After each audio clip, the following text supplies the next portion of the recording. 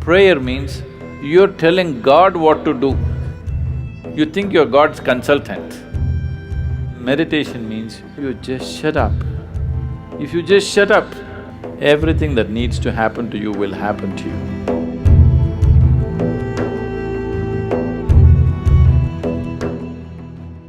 So touching that dimension which is beyond the physical means you want to touch that dimension which is the basis of the physical. When you say that which is the basis of the physical, what you're talking is that you're not interested in creation, but you're interested in the source of creation.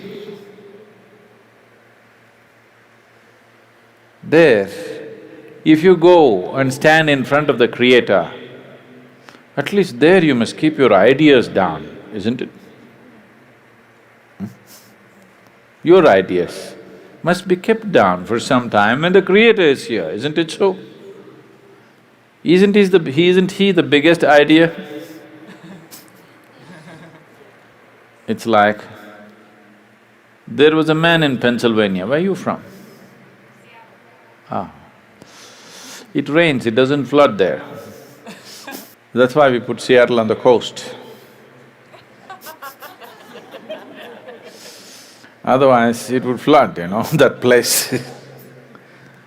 So Pennsylvania, there was a man in Pennsylvania. Once there was a big flood and… Are you okay if there's a joke inside a joke? You're all right. The flood was beginning to happen, the water was filling up, and there was a very enthusiastic young journalist who was reporting stage by stage, hour by hour as to how the flood is progressing, Because that is journalism. Somebody is drowning, report to the world, this man is drowning, look at him drowning, take it on the video and show it to everybody how a man drowns. You don't throw the goddamn camera and get the man, no. You show the whole world how a man can drown in a flood.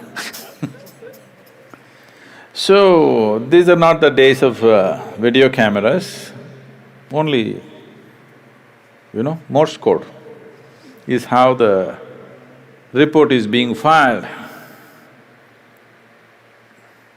So he filed a report very eloquently, he said, as God sits and watches, the water is filling up in this part of Pennsylvania and houses are going down and this and that, and described it in very eloquent terms.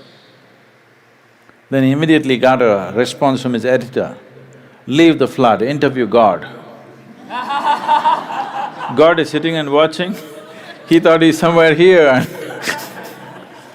forget about the flood, interview God. They didn't get to interview him, it continued. Many homes drowned, many people died, but one man survived. This man who survived went to New York City and shared among people how he survived a Pennsylvania flood where so many people died. People gathered. Then he went to Boston and talked about how he survived a Pennsylvania flood, and more people gathered. Then he came to Seattle and he shared, more people gathered. Then he started his roadshow, city to city, talking and talking about how he survived a Pennsylvania flood. He became a famous speaker in America, and then naturally, every American has to write a book within their lifespan. So he wrote a book, how he survived a Pennsylvania flood. It became famous, he spoke everywhere, and his engagements became international. He became a millionaire, sold millions of books. All his life he only spoke about how he survived the Pennsylvania flood. And one day he died, not in a flood, he died. And they had an assembly. He went through the pearly gates And there was an assembly of people and there was an opportunity to speak. A few people could speak. So he told his neighbors, I will share my experience about how I survived Pennsylvania flood. Somebody nudged him and said, there is no one in the audience.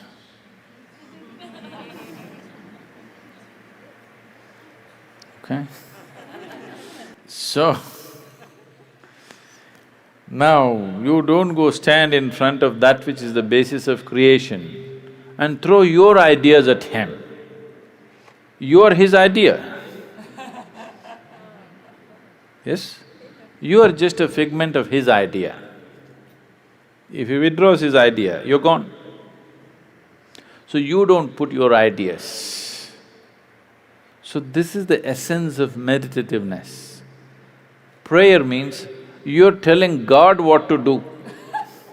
You think you're God's consultant. Meditation means you've understood your limitations, now you just shut up. If you just shut up on all levels, everything that needs to happen to you will happen to you. All the training is just to help them to shut up. That you don't throw your silly ideas at the Creator, you just shut up.